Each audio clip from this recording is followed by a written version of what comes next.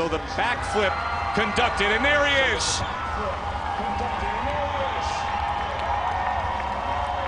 All the dotted line that he has on the concrete, pops it off the top, and it looks like maybe one wheel might have hit just a little earlier. As he drops down, you can see how the off axis isn't working. Two things are working against Reese here. Let's take a look as he goes up and hits. Hard to tell from that angle, but it looks like you can see the truck is already twisting just a bit as it goes off hands. It's a carbureted truck. It stops running while he's upside down. If it was running, he might have had a chance to get on the throttle and try to drive out of it as the wheel hit. Also, I'm talking about being a problem as we go on board with Reese.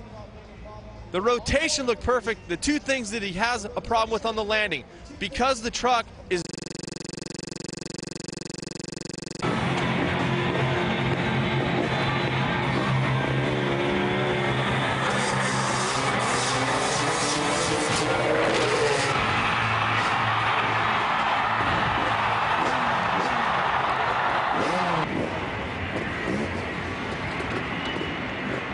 checking the bike is in the right gear. You can see him there pushing up and down on the shifter pedal. Here we go.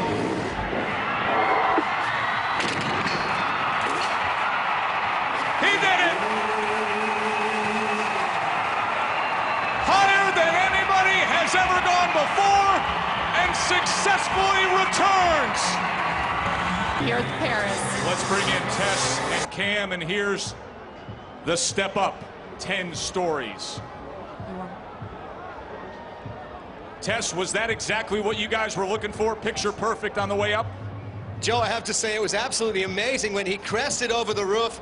We weren't looking at the monitor, just at where Robbie landed, and he nailed it. He could not have possibly landed. That crest and then the free fall.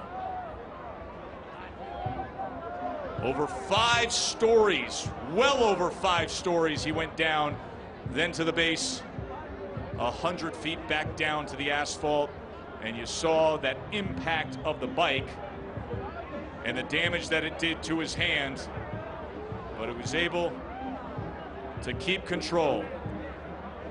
Cam Steele, what did you think of the free fall down? Father Rod is a famous rally and off-road racer, and he started Reese Millen.